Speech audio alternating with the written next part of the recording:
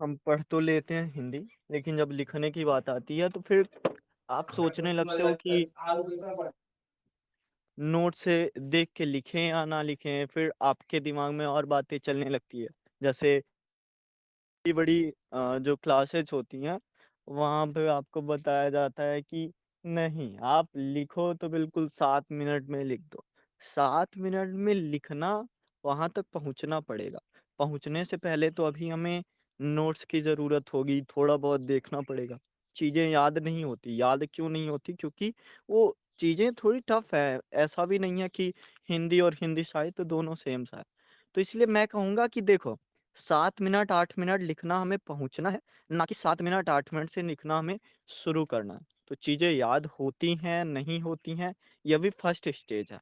आप एक बार पढ़ चुके हो तो उसका मतलब है कि आपने अच्छे तरीके से ध्यान नहीं दिया, कि उसमें कम से कम भाव बस लिख पाए, शिल्प नहीं आ पाता हिंदी साहित्य में, ठीक है, कोई बात नहीं।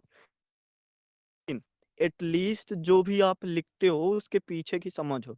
जैसे 2-3 कॉपियाँ ही आप उठा के देखो, किसी की भी कॉपी देखो, ठीक है? उसमें क्या होता है, पूछा गया है त्रासदी वाले सवाल आपने बहुत देखे होंगे हिंदी साहित्य में, या इस ग्रुप में या फिर किसी ग्रुप में। तो क्या करते हैं, अगर पूछा गया त्रासदी है या नहीं, क्या करने लगते हैं लोग? कहते हैं कि त्रासदी जो है पाश्चात्य की घटना। ये पूछा है क्या सवाल में? सवाल में तो किसी भी रचना को लेके पूछता है कि ये है या नहीं है। अब फिर आप कहते हो कि याद नहीं होता, क्या वास्तव में याद करना था? जितनी चीज़ ज़रूरत होती है पता है, उससे हम बहुत ज़्यादा आगे निकलने लगते हैं। तो मेरा बस ये सलाह है कि जब भी हिंदी साहित्य का जो भी टॉपिक आप पढ़ो, तो उस टॉपिक को पहले बाँट लो कितने दिन में ख़त्म करना है। जैसे अभी भाषा खंड चल रहा है ना, तो मैंने बोला था 1 हफ्ते में ख़त्म हो जाएगा। 8वाँ दिन था और कल लास्ट है, कल हम खत्म कर देंगे हिंदी। तो कोई भी टॉपिक आप देख लो कितने दिन करना है, और उस दिन में एक जो क्या बोलते हैं उसको, सर्कल बनाओ आराम से।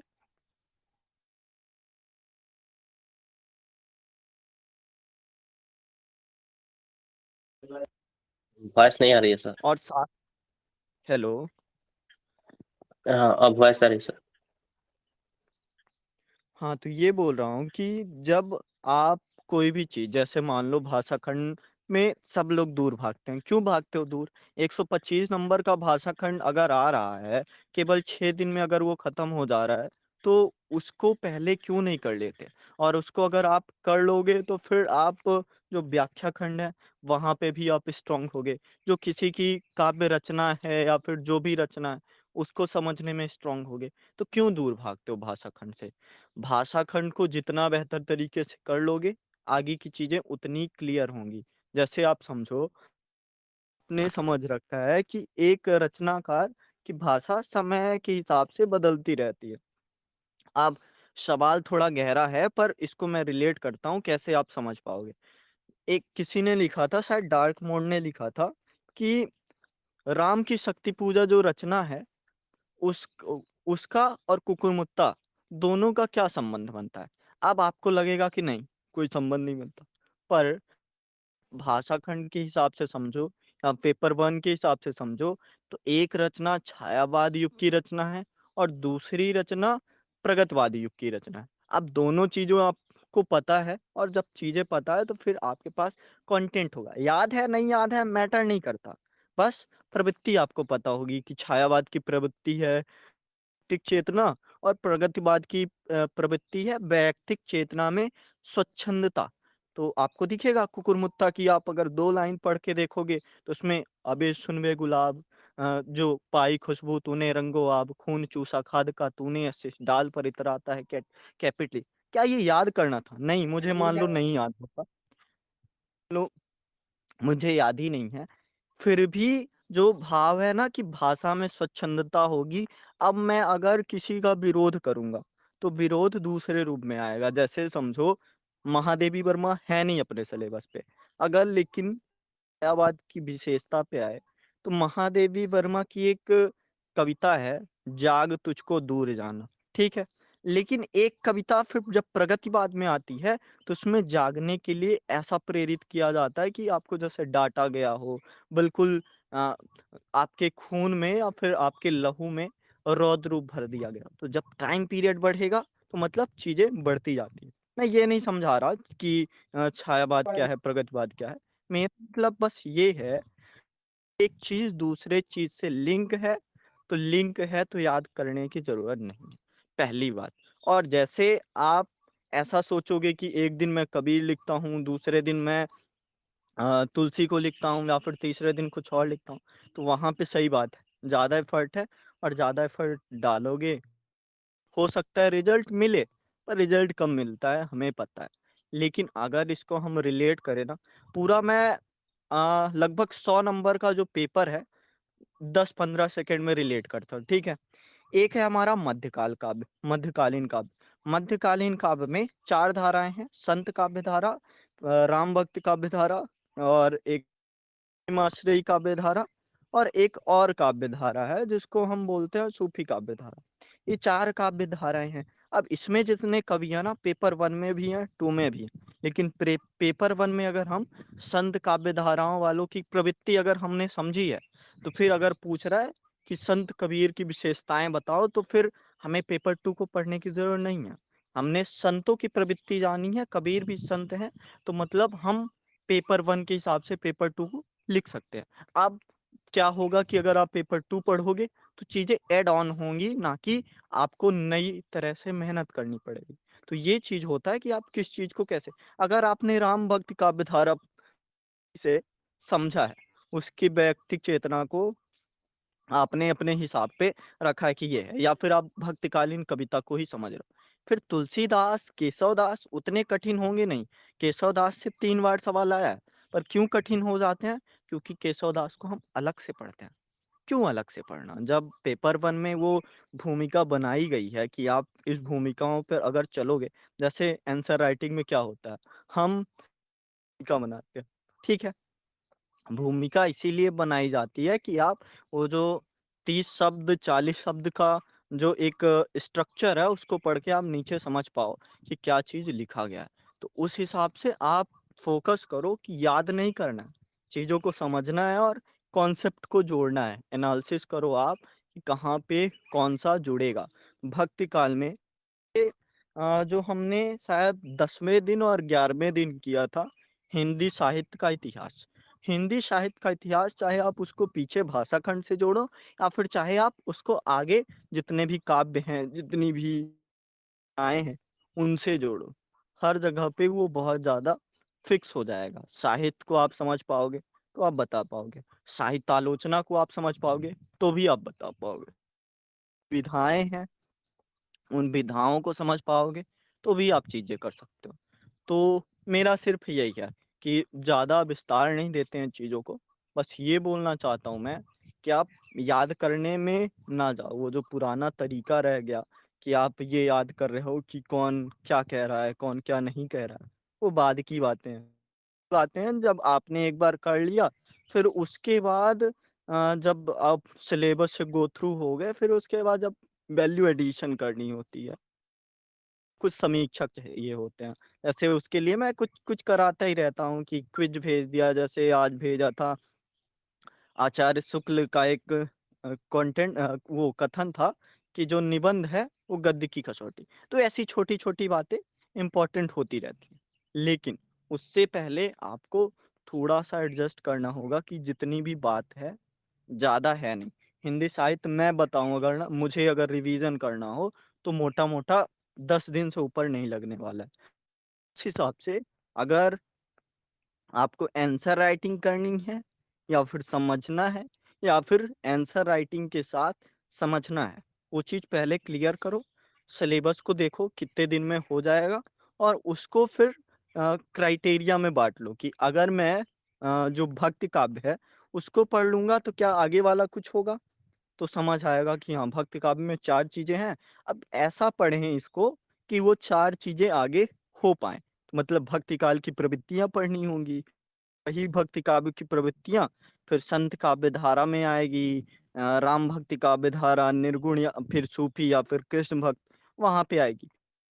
वहाँ पे आपको थोड़ा-सा रिलेट करना पड़ेगा। पकड़ क्या रहे हैं? जैसे एक चीज़ होता है कि हिंदी साहित्य में हम किनारे-किनारे चलते रहें। जैसे लोग लिखते हैं ना कि मैं भारत दुर्दशा अभी लिख रहा हूँ, तो भारत दुर्दशा में चलते हैं। लेकिन मैं ऐसा नहीं करता, मैं क्या करता हूँ, मैं नाटक नाटक पढ़ूँगा, नाटक लिखूँगा। फिर नाटकों में 3 कैरेक्टर या फिर उसको अगर आप कोई पेड़ समझो कि नाटक एक पेड़ है, तो उसमें 3 डालियाँ आगे जाएँगी। कौन-कौन सी? एक भरतेन का नाटक मतलब भरतेन युगीन नाटक, दूसरा प्रसाद युगीन नाटक और तीसरा नया नाटक। नए नाटक में मोहन राकेश है, भरतेन युगीन नाटक में स्वयं हिंद ही हैं और प्रसाद में स्वयं प्रसाद हैं। अब इतनी चीज़ें हमको करनी है पेपर 1, पेपर 2 के हिसाब से, तो मैं क्यों अलग-अलग से तीनों को करूँगा? पहले मैं नाटक की जितनी चीज़ें होती हैं, कसौटियाँ होती हैं, क्या-क्या होता है, नाटक किस प्रकार से लास्य रूपक, नाट्य राचक क्या-क्या होते हैं, रंगमंचीयता किस आधार पर काम करती है उसमें, वगैरह-वगैरह की चीज़ें समझूँगा। जो प्रवृत्ति है सामने वाले की, भरतेंद्र युग में क्या दृष्टिकोण रहा है नाटक लिखने के पीछे? क्या वो नाटक थे या फिर बस एक रंगमंचीयता थी, एक खेल था? फिर प्रसाद युग में नाटक को कैसे सवाल आता है कि रंगमंच की दृष्टि से प्रसाद के नाटक को देखो, तो क्या वास्तव में वो थे? तो मैं उसको समझूँगा। दूसरा जो है मोहन राकेश। तो मोहन राकेश ने समस्या नाटक बनाया या फिर कोई विसंगति नाटक है, इन सारी चीज़ों को समझूँगा। अब मेरे पास कोई सवाल आया तो केवल मैं टेक्स्ट पढ़ा हूँ, तो मैं उसको लिख सकता हूँ। हाँ, मैं कहता हूँ कि उसको अगर बहुत बेहतर करना है तो फिर समीक्षक की ज़रूरत होगी, थोड़े बहुत हमें कॉन्टेक्स्ट पढ़ने पड़ेंगे। पाते हैं। पर एटलीस्ट जो हम करते हैं ना तो कॉन्टेक्स्ट पे जा पाते, ना तो सिलेबस पे रुक पाते, हमारे ऊपर बिल्कुल बोझ हो जाता है। तो क्या बोझ है? मेरे हिसाब से तो बोझ नहीं है। अभी मैं टहल रहा हूँ और मुझे सिलेबस का पूरा पता है कि हाँ, इधर-इधर सिलेबस है और जो लास्ट में सिलेबस है आलोचना वाला, वो आलोचना वाला वास्तव में कभी उतना ख़ास आता नहीं है। पर वो क्यों ज़रूरत है? वही जो मैं बता रहा हूँ कि कंटेंट को अगर रिच करना है, चीज़ों को बेहतर बनाना अब आप ये सोचोगे कि नहीं देख के नहीं लिखा जाएगा, तो मेरा यही कहना है कि अगर आपने 5 चीज़ें देखी और अगली बार 3 चीज़ें नहीं देखनी पड़ रही, तो ऐसा देखना तो माफ़ है। या फिर अगर आप सोचो कि आज नहीं देख रहे हो, बिल्कुल खुद से लिख रहे हो और फिर लिखने के बाद जैसे 2 घंटे में मान लो 5 आंसर लिख रहे हो, 3 आंसर या ऐसा ही होता है शुरू-शुरू में, आंसर लिख रहे हो। तो ये बताओ जो आपने नहीं देखा, क्या उसका फ़ायदा हुआ? नहीं फ़ायदा हो। हम हालाँकि ऐसा नहीं कि नोट्स देखें और नोट्स से ही लिख दें। ऐसा देखना कि हम देखें पर उससे अपनी लैंग्वेज में चीज़ों को उतार दें बिल्कुल। कि अगर पूछना चाह रहा है ब्रज की साहित्यिक विशेषता, ठीक है।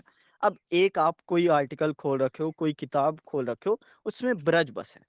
अब उसमें आपको छाँटना है कि साहित्यिक विशेषता क्या है। तो आपके दिमाग की कहाँ पे ज़रूरत हुई कि वो आप साहित्यिक विशेषता छाँट-छाँट के या फिर अगर पूछ रहा है साहित्यिक विकास के स्वरूप को समझाओ, तो वो विकास का स्वरूप आप छाँट-छाँट दिमाग की यहाँ ज़रूरत है। लेकिन अगर आप वैसे कोशिश करोगे कि बिल्कुल अभी याद नहीं हो पा रहा है तो देखते नहीं हैं तो फिर पढ़ना पड़ेगा तो ज़्यादा टाइम लगेगा। जीएस 1 भी है, जीएस 2 भी है वगैरह-वगैरह चीज़ें। वहाँ पे बहुत ज़्यादा टाइम लगेगा।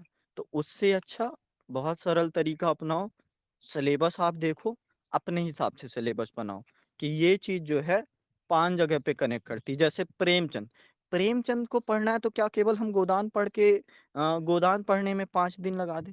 नहीं, प्रेमचंद अगर पढ़ना है, प्रेमचंद कहानियों में भी है, प्रेमचंद निबंध में भी है, प्रेमचंद उपन्यास में भी हैं, प्रेमचंद पेपर 1 में भी हैं। तो क्यों ना हम फिर प्रेमचंद को पूरा नज़रिए से देखें। 5 दिन में अगर देख रहे हैं तो बिल्कुल जितना प्रेमचंद से पूछा जा सकता है, वो सारे आयामों को टच करते हुए चलते हैं। तो उस हिसाब से फ़ोकस करना पड़ेगा कि याद नहीं करना है। अब सिलेबस को आप सिलेबस को समझ वॉइस जाओगे टेंशन। ना हाँ, जैसे ही आप सिलेबस को समझ जाओगे ना, फिर ज़्यादा दिक्कत होती नहीं है। और अभी हो सकता है कि आपने पढ़ा होगा, पर जो मैं बोल रहा हूँगा थोड़ा शायद कमज़ोर भी लग सकता है और बहुत ऊपर से भी जा सकता है। बट एट द एंड जो भी है, लास्ट में आपको वहाँ पे मेंस की कॉपी लिख के ही भेजनी है। तो जब लिख के भेजनी है, तो आप ये देख लो अगर याद नहीं हो रहा तो कम से कम एक आध कीवर्ड पता है तो क्या अपने शब्दों के सहारे ही उसको गढ़ सकते हैं? क्या वो ऐसा बना सकते हैं कि हाँ, हो गया, ऐसे करेंगे तो 3 बातें भी याद हैं, होनी तो 7 चाहिए थी, पर 3 भी याद हैं तो किया जा सकता है। तो उस हिसाब से क्या कर सकते हो? तो इन सारी चीज़ों पर धीरे-धीरे काम करना पड़ेगा। अगर हम वैसे करते रहें तो आपको पता है कि इतना ज़्यादा सिलेबस है, 5 सर महीने तो लगते हैं। पर मेरे सर बताइए सर, बाद में पूछता क्या हूँ। आप सर तो बताइए, तो ये बाद में सारी लास्ट में पूछूंगा। मैं कुछ ख़ास नहीं बता रहा। अच्छा, 1 सेकंड, मैं शायद अपने हिसाब से बता रहा था क्योंकि उन्होंने पूछा था कि आंसर राइटिंग कैसे करें। आपने क्या पूछा था? पढ़ चुके हैं कुकुरमुत्ता तक, पर फिर भी कुछ याद नहीं। अब देखो, कुकुरमुत्ता तक तो आप पढ़ चुके हो, ठीक है। अब आप ज़रा-सा अपने याद नहीं है मैं उसको छोड़ रहा हूँ, ठीक है, याद नहीं है। पर आप ज़रा-सा अपने माइंड को एक बार कनेक्ट कराओ और माइंड से पूछो कि जितना पढ़ा है क्या उससे एक आध भी पीवाईक्यू समझ आ रहे हैं या फिर कम से कम पीवाईक्यू दिमाग में टहल रहे हैं कि ये सवाल आ सकता है। जैसे मान लो कि कुकुरमुत्ता को मैंने बोला कुकुरमुत्ता, तो क्या छायावाद तुरंत याद आ रहा है कि ये छायावाद की रचना है या फिर प्रगतवाद की रचना है? ऐसा अगर कोई एग्जाम्पल देगा तो तुरंत कनेक्ट कर पा रहे हो आप उस चीज़ से। या फिर कुकुरमुत्ता को जैसे ही बोला, तो क्या कोई कवि है, क्या कोई समीक्षक है, जो आपके दिमाग में तैर गया कि उसके बारे में कोई टिप्पणी की हो? या फिर जो एक आध लाइन उसका भाव, वो तैर गया। तो एक आध भाव भी तैर गया मतलब आपने पढ़ा। बट पढ़ा है इतना काम नहीं करेगा, आपको भी पता है। आपको क्या करना पड़ेगा, जैसे क्वेश्चन आते हैं, जैसे अ, निराला से बताऊँ मैं कैसे क्वेश्चन आते हैं? निराला का अब क्या करने लगा है, निराला बहुत इम्पोर्टेंट है। क्यों इम्पोर्टेंट है?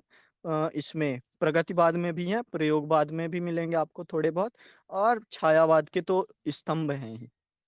करता है, शक्ति पूजा को पूछेगा तो वो कहेगा कि तुलसीदास से क्या, तुलसीदास एक उनकी रचना ही है। क्या तुलसीदास से कनेक्ट हो रहे हैं? तुलसीदास नहीं है, मतलब सिलेबस में तो नहीं है। तो पूछा है यूपीएससी ने। एक ये है निराला की सरोज स्मृति, तो पूछने लगता है कि क्या सरोज स्मृति की स्मृतियाँ राम की शक्ति पूजा में गई है? ऐसे भी सवाल पूछ सकता है। सवाल और पूछता है, क्या राम की शक्ति पूजा का अगला चरण कुकुरमुत्ता है? तो मतलब जो भी राइटर हैं, जो भी रचना है, उसको जब आप पढ़ोगे, तो कम से कम आपके दिमाग में ये चलना चाहिए कि सामने वाले से पूछा कैसे जा रहा है। अगर कबीर जी से पूछेगा, तो कबीर जी से तो मुझे वही दिखता है, कबीर की प्रासंगिकता बताओ, कबीर सामाजिक चेतना के कवि हैं, कबीर का कितना महत्व है, कबीर संत कवि हैं। तो मतलब एक तरह से सामाजिक रूप में जितना भी योगदान ने दिया है, वैसा ही यूपीएससी पूछना चाहता है। तो आप जो लेखक होगा, रचनाकार होगा, उनके कॉन्टेक्स्ट को समझो कि ये साहित्य में किस तरह से योगदान देते हैं। ये साहित्य में साहित्य को बढ़ाने में योगदान देते हैं कि हाँ, निराला ने एक परिपक्व हिंदी भाषा का भी विकास किया, तो उस स्तर पर भी निराला का काफ़ी योगदान। क्या सिर्फ़ ऐसा है? या फिर निराला ने एक अलग स्तर पर सामाजिक आधार, जैसे चंद सिंह ने ऐसा कहा कि वो जो आर्थिक, राजनीतिक, सामाजिक और गृहिस्तिक संघर्ष से जूझ रहे थे, उस संघर्ष से जूझने में एक जो और मन था, उस मन के साथ उन्होंने राम की शक्ति पूजा लिखी। मतलब वो चीज़ों से लड़ भी रहे थे। तो वही है कि साहित्यिक रूप में क्या जो भाषा लड़ रही थी, ये द्विवेदी युग में बिल्कुल सरल सी भाषा हो गई थी। तो फिर छायावाद युग में उन्होंने चीज़ों को और काव्य रूप में बदला। तो ये सारी चीज़ें आपके दिमाग में तैरनी चाहिए। ये कुछ याद नहीं है, मुझसे अगर पूछ लो कि 1-2 कविता की लाइनें सुना दो, तो वही रटी-गिनी कविता सुना दूँगा। लेकिन कम से कम इतनी चीज़ें तो पता होनी चाहिए और अगर बेसिक पता है, तो फिर बा का जो भी होता है, उतना कठिन होता नहीं है। तो ये सारा था। अब कोई और सवाल हो तो बताओ? जैसे कि देखिए, मैंने जी। अभी मतलब कुकुरमुत्ता पूरा नहीं पढ़ा है। राम की शक्ति पूजा पूरा हो गया। उसको मैंने 2 बार रिवीज़न कर लिया। कुछ-कुछ चीज़ें याद हैं। ऐसा नहीं है कि हम ये मुझे ही पता है कि सब चीज़ें नहीं याद हो सकती हैं एक बार में। जब तक हम लिखें पहली बात तो जब तक लिखेंगे नहीं तब तक याद भी नहीं होगा। मैंने 1-2 आंसर भी लिखे हैं उसके। लेकिन जैसे कि जो कथन होते हैं ना, जैसे अब आचार्य शुक्ल ने ये कहा या इन्होंने ये कहा है, तो ये एग्ज़ैक्टली मैं आंसर में कोट नहीं कर पाती हूँ। और जैसे कि मैंने पेन ड्राइव नोट्स लिए हैं, मैंने बुक्स वगैरह नहीं लिए हैं, तो उसमें बहुत ही ज़्यादा लिखा हुआ है। उनको पढ़ती हूँ, ऐसा लगता है इधर का पढ़ा इधर पीछे का भूल गई सब। और जो क्लास नोट सर ने बनवाए हैं, उसमें मतलब सर ने लिखवाया तो अच्छा है, लेकिन जैसे सर कह देते हैं कि इसको यहाँ से पढ़ लेना, ये कम है, मैं सिर्फ़ वो आपको सिर्फ़ फ्रेमिंग करवा रहा हूँ। तो मुझे ये लगता है कि इस आंसर में से मैं इसमें क्या डालूँ? और अगर डाल रही हूँ तो ये बहुत बड़ा हो जा रहा है। तो ये चीज़ें समझ में नहीं आती हैं। देखो, जितनी भी बातें हैं, आपको अभी हम पीछे क्लियर ही कर चुके हैं कि होगा, जी हाँ। सबके साथ होता है कि नहीं याद होते। बट एटलीस्ट हम सोच तो पा रहे हैं कि ये बातें आ सकती हैं, और सोच पा रहे हैं तो यूज़ करो। ऐसा तो नहीं है कि फिर सामने वाला आरोप लगा देगा आपके आपके ऊपर कि आप देख के लिख रहे हो। देख के नहीं लिख रहा है नहीं, इंसान, जैसे जैसे समझो कि मैं एक बात मान लो मान लीजिए एक बात मैं जैसे मान लीजिए मुझे कोई कथन याद नहीं आ रहा है, पर मुझे मतलब सिर्फ़ वो थोड़ा-सा रिमाइंड हो रहा है कि हाँ, ये वाला आएगा, तो मैं उसको देख लूँ उस टाइम। क्यों नहीं? आप ये बताओ, आगे आपके साथ तो यही होगा ना कि दोबारा भी शायद आप भूल गए तो देखोगे नहीं। फिर जो पहली गलती थी वही पहली गलती दूसरी गलती हो जाए, और शायद हो सकता है कि जितना अभी आधा याद है तो अगली बार आधा भी ना बचे। तो देख लो, लिख लो, जी, या लिखने के बाद देखो या फिर कैसे भी देखो, वो आपका काम है। जी। Thank you. तो ये मतलब वैसा है, सबके साथ अलग-अलग समस्याएँ होती हैं आंसर राइटिंग में। पर मेरा पूरा वही कहना है कि पहली बात तो याद करने में दिक्कत होती है कि याद नहीं है तो लिख नहीं पाता। तो याद करने की बजाय हम थोड़ा-सा कॉन्सेप्ट बना लेते हैं कि ये जो क्राइटेरिया है, ये लेखक हैं, ये इस गोले में होंगे, छायावाद के इधर होंगे। तो छायावाद की प्रवृत्तियाँ अगर हम समझ लेंगे, तो उन लेखकों उन रचनाकारों को कम से कम हम जानते रहेंगे।